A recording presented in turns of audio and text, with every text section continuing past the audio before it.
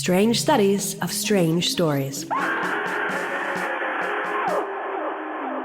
We don't know what the hell's going on out there, they told Gilson in Washington. It may be pretty big. The nut in charge tried to keep it under wraps, but the army was furnishing routine security, and the commanding officer tipped us off. A screwball project, apparently been funded for years without anyone paying much attention. Extrasensory perception, for God's sake. And maybe they've found something. The security colonel thinks so anyway. Find out about it. The nut in charge was a rumpled professor of psychology named Krantz. He and the colonel met Gilson at the airport, and they set off directly for the site in an army sedan.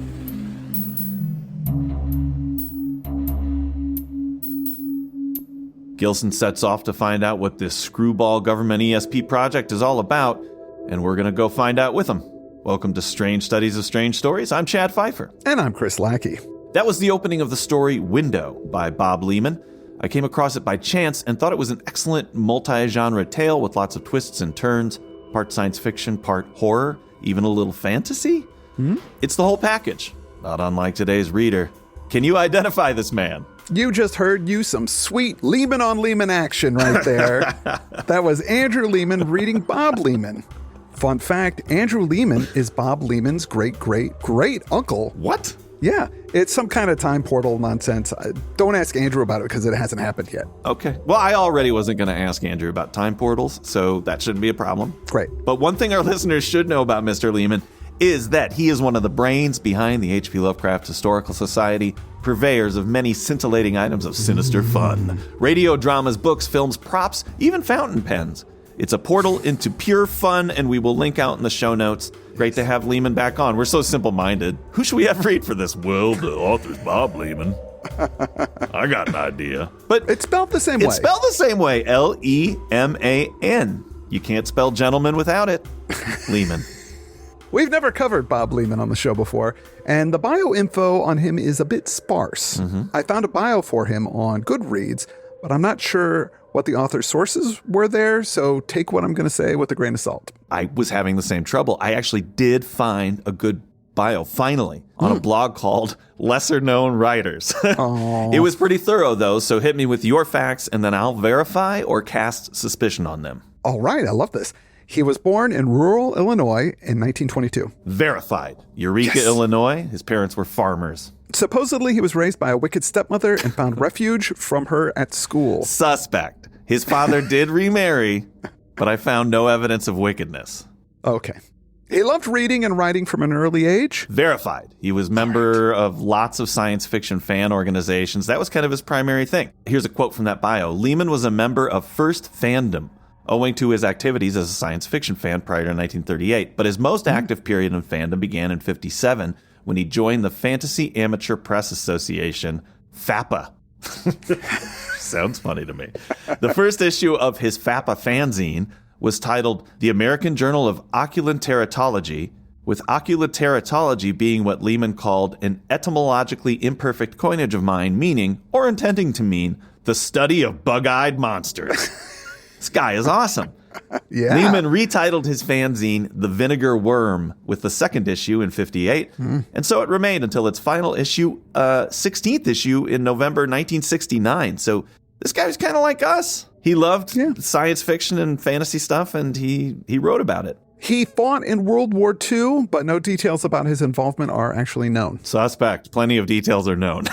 He served as a field artillery officer and was able to go to college afterward on the GI Bill. Ah, I didn't know that.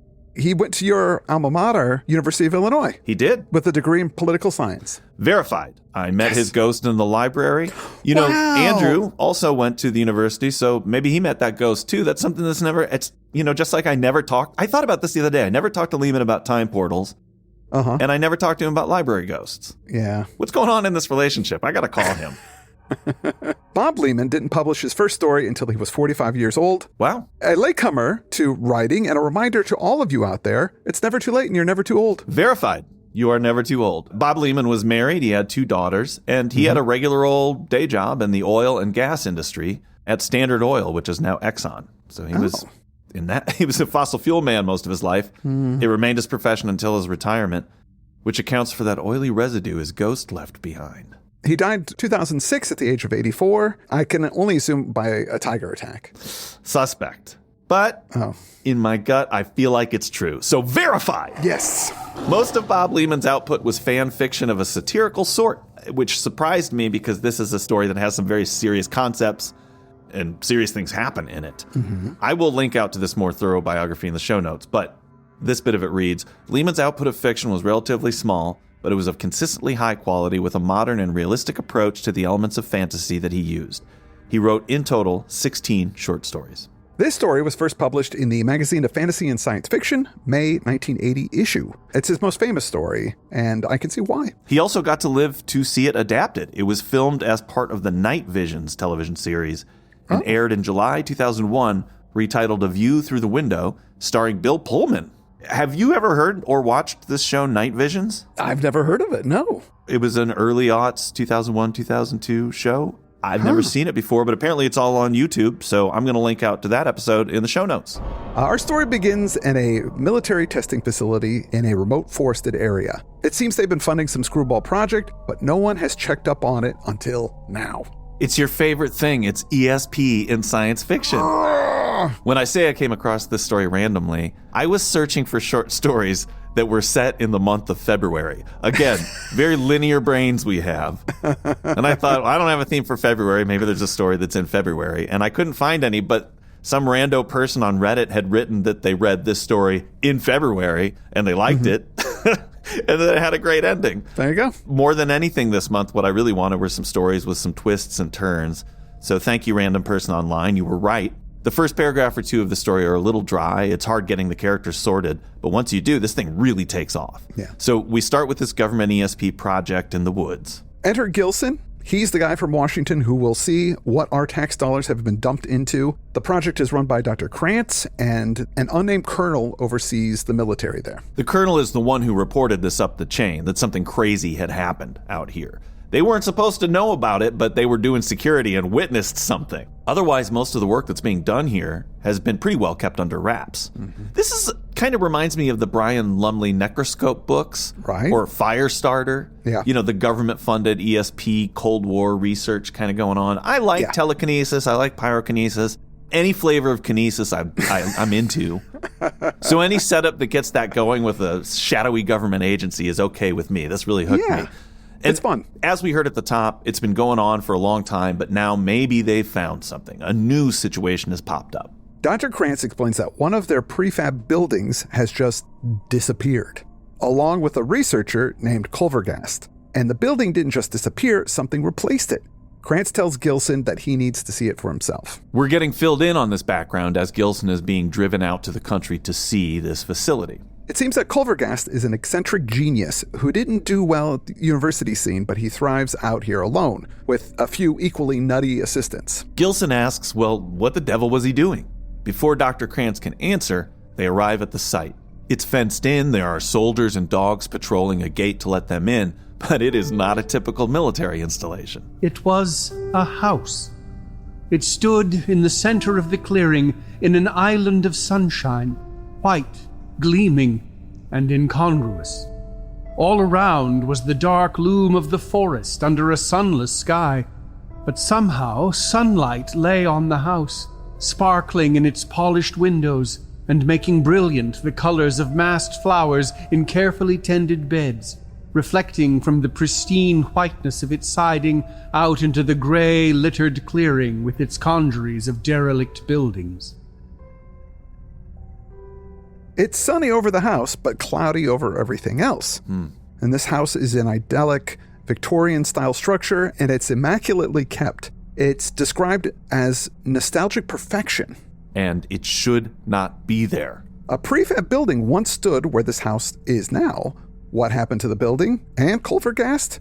They don't know. This is such a contrast, this bucolic Victorian house. And because Culvergast isn't there, they don't know exactly what ESP stuff he was doing that caused this. He disappeared with the building. Right away, this made me also think a little bit about Jeff Vandermeer's Southern Reach trilogy, the first book of which is Annihilation, adapted to the movie, which has a similar sort of weird environment where this Area X just pops up. The government keeps sending people in to investigate. Although there is a clear difference between that and this that we find out about right here. Gilson wants to know why they haven't gone in, and the colonel picks up a rock and throws it at the house. The rock just disappears mid-air. Gilson gives it a try and throws a baseball-sized rock, and the same thing happens. It's just gone. Are they landing on the lawn where the disappeared prefab house went, or somewhere else? They don't go to a place that they can see, so they don't know what's happening. Looking at the house and the lawn, he can see a hard line where the lawn turns into wild grass of the region. Krantz explains that it's a perfect square, 100 feet each side and about 90 feet high, and he's guessing that 10 feet of it is underground. Gilson wants to know what it is. Name it and you can have it, Krantz said. A three-dimensional television receiver 100 feet to a side, maybe. A cubicle crystal ball? Who knows? I love this character because a lot of times Gilson asks him questions. He's like, I don't know. Why would I know? He has no idea, and he's happy to admit it. Krantz then gives him the lowdown. 5 days ago at 11:30 a.m., a guard heard an explosion that was quiet-like. He ran up to see what it was. The prefab structure was gone, and the Victorian house was there. And not just the house, but the environment around it. Krantz says what we're seeing can't actually be where we're seeing it. It rains on that house when it's sunny here. And right now you can see the sunlight on it on a day like this, which is cloudy. He says, it's a window. Ah, that's the name of the story. There you go. I think a better name for this might have been Absolutely Prefabulous. Suspect. Krantz theorizes that they might be looking through time. It's a new Victorian house, so yeah, maybe. Right, it's not some old haunted affair. This Victorian house is brand new, which indicates it's just been built, i.e. it's the 1800s. Gilson isn't buying it, so Krantz tells him to talk to the graduate student, Reeves, who's been busting his ass on the situation. A very tall, very thin young man unfolded himself from a crouched position over an odd-looking machine that stood near the line between grass and rubble, and ambled over to the three men. Reeves was an enthusiast. Oh, it's the past, all right, he said. Sometime in the 80s. My girl got some books on costume from the library, and the clothes check out for that decade. And the decorations on the horses' harnesses are a clue, too. Gilson interrupts Reeves and is like, wait. You mean there are people in there? Oh, sure, Reeves says. A fine little family. Mama, papa, little girl, little boy, old granny or auntie, a dog. Good people. Gilson asks, how do you know they're good people? I've been watching them for 5 days, you know. They're nice to each other. They like each other. Good people. You'll see. I found this really ironic because this is the exact attitude that got the author Bob Leman killed by that tiger. Yep. I watched these tigers in the cage. They liked each other. Heck, they licked each other. They're good tigers. You'll see. Just let me climb in here.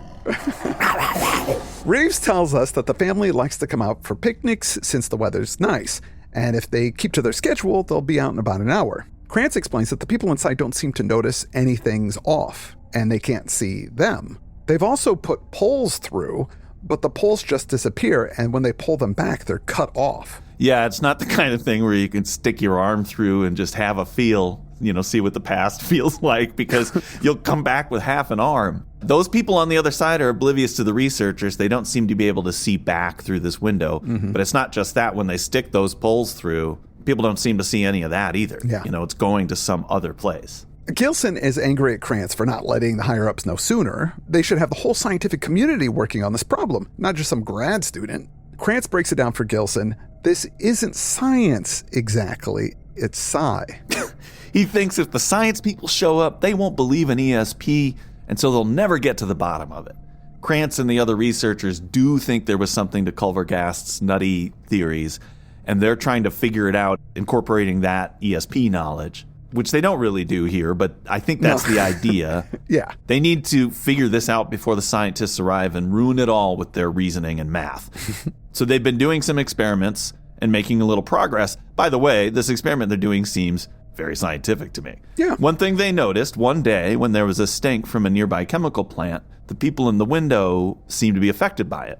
They smelled it, although only briefly. So there's some kind of window of time within the window where there is access between the two places. So they set up a baseball pitching machine that shoots orange-colored ice cubes into the cube all day long. Orange so that they can see them if they penetrate, and then ice cubes so that they dissolve and don't leave any evidence. They don't want to cause a butterfly effect and all of them suddenly disappear, if this is indeed the past. Also, ice cubes are cheap.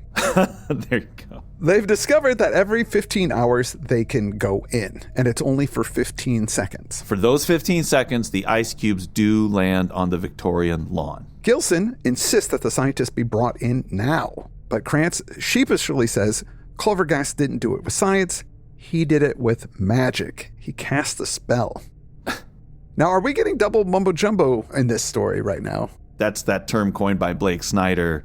Yes. Where too many weird things happen. But really, it's just another way to say Wells' law, which is you should only have one extraordinary assumption in a story. Right. And you're saying maybe this is breaking that law because now we got magic on top of this portal to the past, maybe? Well, let's try and summarize what they're saying here briefly, and then we can render judgment. Okay. Krantz explains that they were funded to research telekinesis, and they had a lot of so-called telekinetics in, and one thing that Clovergast discovered, I'm making this shorter, but basically he found that there were some magic words that would do the trick. Like Yes. if you spit these magic words out, you will be able to do telekinetic things. He found that all of the telekinetics were either using musical tones or some sort of thing to influence the environment in a way, and the computer decoded what that was in its essence and was able to spit out words that would so shape the mental currents of a speaker of standard American English that they would channel and manipulate the telekinetic power at the will of the speaker. Magic words, you might say. Spells. Clovergast was trying small stuff like making an ashtray float, but somehow he stumbled onto all of this craziness. So there you go. That's the kind of what I thought was a fantasy element. Sure. That we're trying to bring magic words in. They really are real. But somehow it's because they're accomplishing something on a mathematical level that's altering the brain, that's then altering the environment, or maybe reality in a way that makes people able to levitate things. But maybe doing that broke something, and now there's this window. I would say this is a good time to call science in. Yes. But is it double mumbo-jumbo? I think it is. But I'm glad that this happened. I think it's cool, so that rule. That's what I'm saying. Yeah. This story is awesome. Gilson says that's crazy, but the whole thing is crazy, so I'm just going to run this up the chain and we'll get some experts in here. Reeves doesn't want this to happen. He loves the house and the family, and he doesn't want to mess with them at all. I thought right away, is this maybe an effect like we saw in Phil K. Dick's Golden Man? I was suspicious. Right. Gilson could understand how Reeves felt. The house was drenched now with the light of a red sunset. It seemed to glow from within with a deep, rosy blush. But, Gilson reflected, the sunset wasn't really necessary. Sentiment and the universal, unacknowledged yearning for a simpler, cleaner time would lend rosiness enough. He was quite aware that the surge of longing and nostalgia he felt was nostalgia for something he had never actually experienced, that the way of life the house epitomized for him was in fact his own creation, built from patches of novels and films. Nonetheless, he found himself hungry for that life, yearning for that time. It was a gentle and secure time, he thought, a time when the pace was unhurried and the air was clean. He realizes that it's phony. Yeah. The idea that times were better in the past is a very seductive idea. I think sometimes we conflate things that were simpler because we were children in the era. Or we idealize times, like he says, that we didn't live in based on snippets of film and fiction.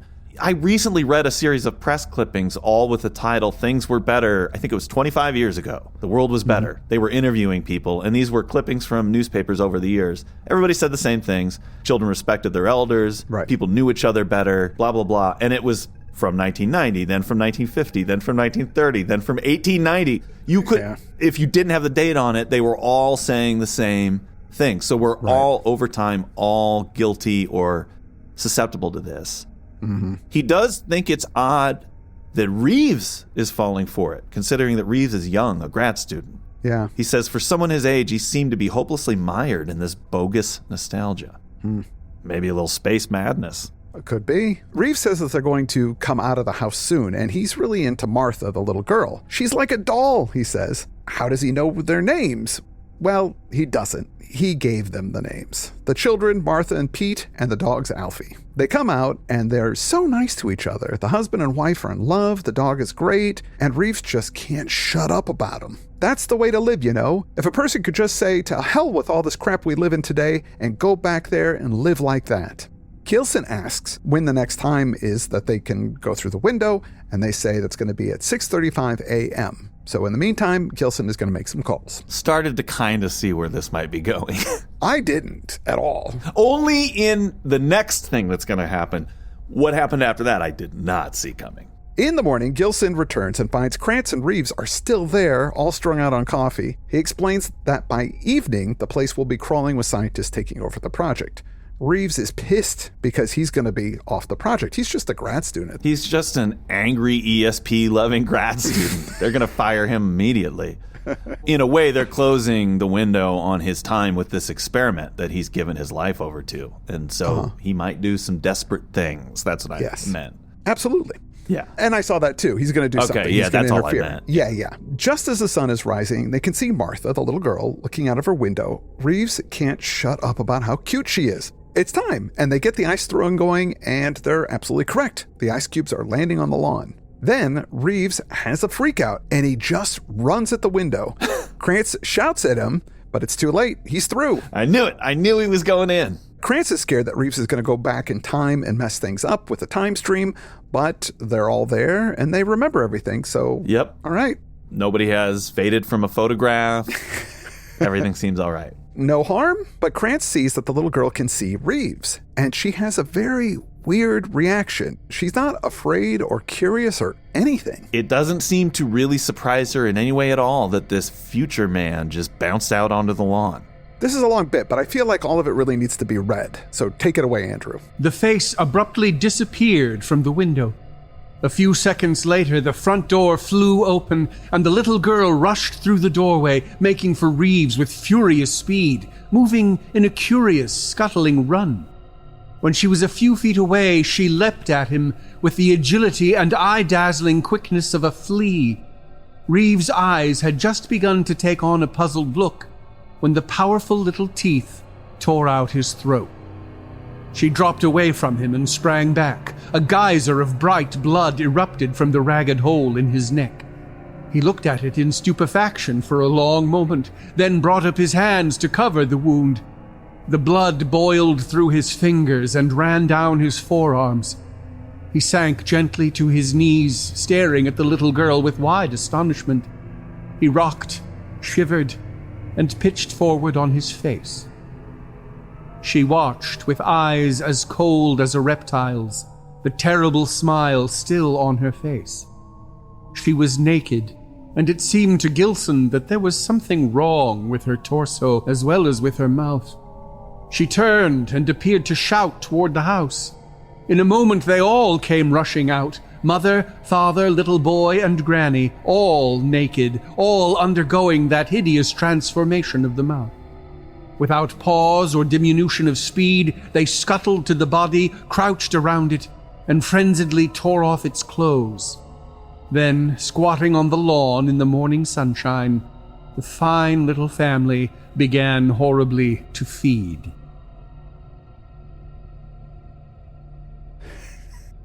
Whoa! What? This was a serious WTF moment for me.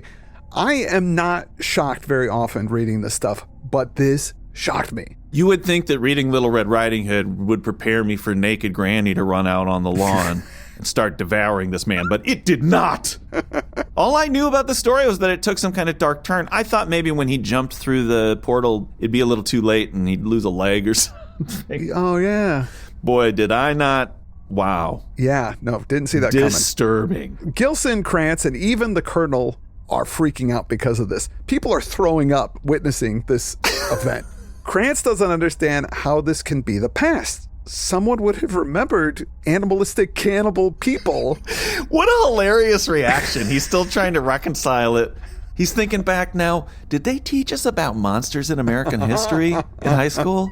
I think I would have remembered that. But I was kind of a stoner that year. But it's Gilson that says, "You idiot, that is not the past. This is some other universe or dimension or something. These things aren't human. The whole things were great in the past bit is the lure on this particular anglerfish. Yes. I thought. These are some creatures from another dimension that use nostalgia to bait their prey and then devour them alive. Maybe? Yeah. I don't know, but it's rad. I thought it was a good writing technique to make us think that this is what this is about, and then making this big turn is like, whoa. I thought it was going to just be more theory about how the magic words worked, and maybe they'd have to come up with, figure out their own magic words. Oh, man. It would be peanut butter jelly sandwiches, and then they'd nostalgically wave as the little girl faded, but no, she f***ing ate up on a dude. It says, it ended at last. The family lay on the grass with distended bellies covered with blood and grease. Their eyelids heavy, the two little ones fell asleep. The large male appeared to be deep in thought. After a time he rose, gathered up Reeves' clothes, and examined them carefully. The little girl points out to her father where Reeves came through. He walks over and looks at the spot. Everybody on the other side is scared to death. Oh, man. This monster papa seems to understand these dimensional passages. Mm-hmm. And now the nightmares know where you live. Oh. Did Bill Pullman play the little girl in this adaptation, I wonder? The little girl who eats a man? Probably. I'm not going to watch it and just pass that on to other people. You should see this show where Bill Pullman, you think he's just a cute little girl. He turns out to be a monster. He is a great actor. Oh, he's good. It says, on the lawn, they were enacting a grotesque parody of making things tidy after a picnic. The small ones had brought a basket and, under the meticulous supervision of the adult females, went about gathering up the debris of their feeding. One of them tossed a bone to the dog, and the timekeeper vomited again. The dad goes into the house, and he comes out with what looks like a Bible. He says some words. I mean, they can't hear them, but they can see his lips moving. And then the whole thing vanishes with an explosion of dust that knocks everybody over. When the dust clears, it's revealed that the house and the aliens are gone. Uh-oh. Magic words. Dad understands the magic words, and he's got a Necronomicon spellbook thing. Ooh. Oh. Gilson says, where's the house? Where's the prefab? And again, Krantz is like, God knows. Gilson and Krantz try to figure out what those things were and what the hell happened. If there's an infinite number of possible worlds, then every possible sort of world will exist. I love this because in some stories we read, thinking through a problem works. The characters deduce what caused something, and therefore they deduce what can stop it, and then they turn out to be exactly right. Yes. Here, thinking through this stuff doesn't solve anything. No. At all. No, it doesn't. And this is something I perhaps do on a daily basis. I try to think through, I go, why is everybody crazy? Why are they doing all these crazy things? And at the end of the day, I go, I still don't know. Don't know. This story, in a lot of ways, really accords with reality. Yeah. Krantz is worried. These things are killers. That little girl killed Reeves in a flash. And if they were to get into our world, humanity would be screwed. The father seems to know how to use these magic energies. He was able to close the window. So does that mean he could open one again? Maybe they want more meat. Maybe they're hungry for flesh. Gilson says, no, that's impossible. This was a chance thing. Culvergast had no more idea what he was doing than a chimp at a computer console does.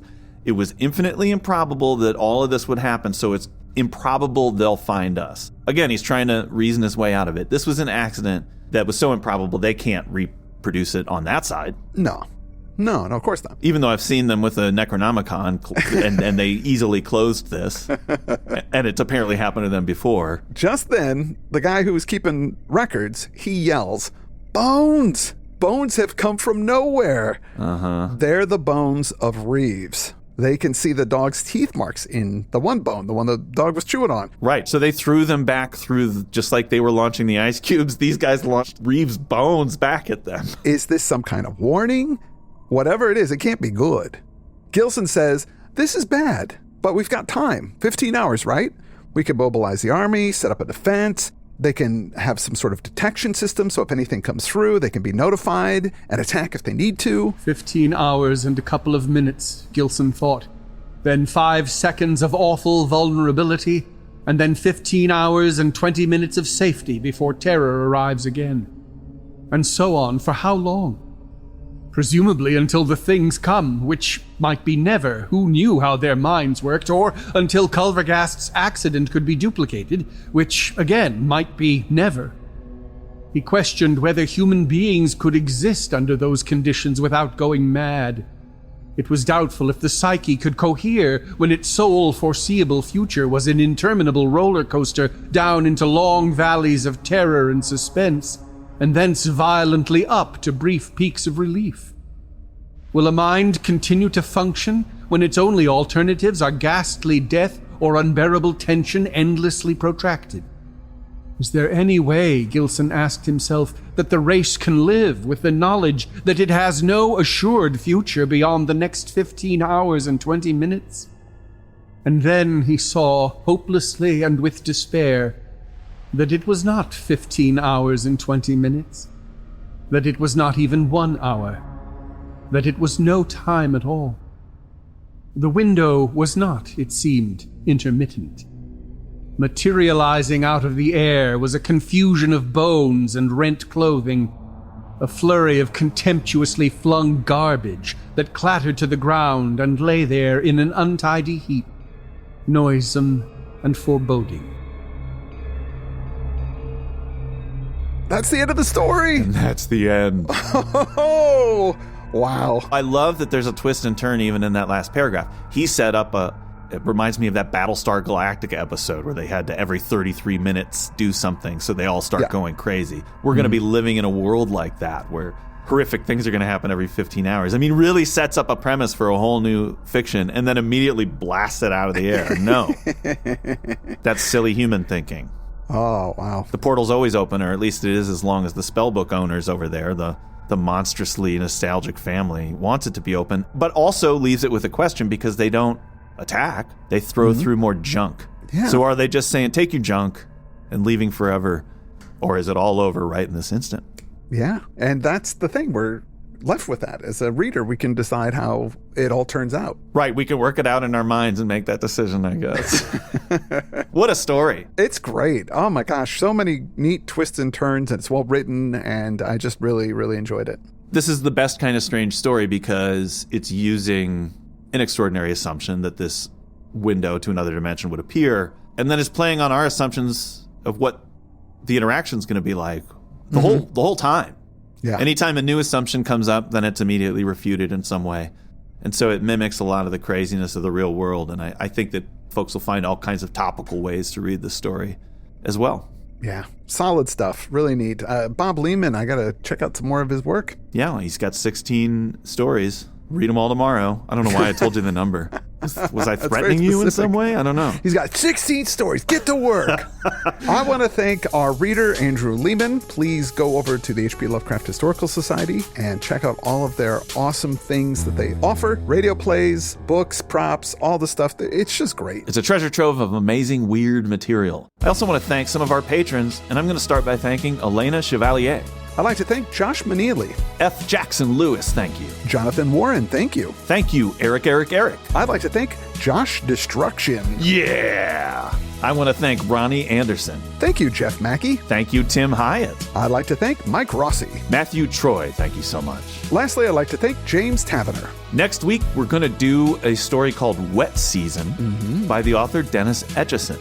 Until then, I'm Chad Pfeiffer. I'm Chris Lackey, and you've been listening to Strange Studies of Strange Stories at strangestudies.com. Strange Studies of Strange Stories.